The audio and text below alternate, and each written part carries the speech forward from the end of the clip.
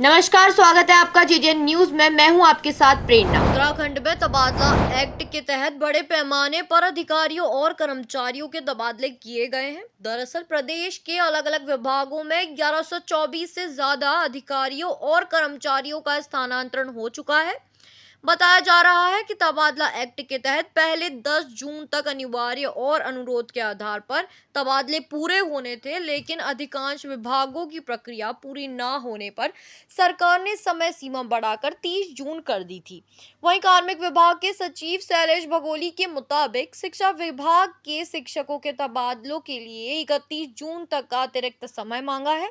वहीं department wise तबादलों की बात करें तो लोक निर्माण विभाग में 71 सहायक अभियंताओं और 1 भूवैज्ञानिक, वन विभाग में 12 उप प्रभागीय वन अधिकारी, रूरल एरिया विकास विभाग में 11 जिला विकास अधिकारी, पेयजल निगम में 42 इंजीनियरिंग अधिकारियों और कर्मचारियों, सिंचाई विभाग में 189 कर्मचारियों तथा तकनीकी शिक्षा विभाग में 73 अधिकारियों और कर्मचारियों के तबादले किए गए हैं।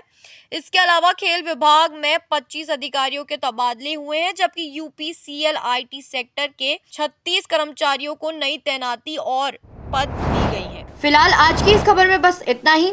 ऐसी ही तमाम खबरों के लिए बने रहिए जीजेन न्यूज के साथ। धन्यवाद।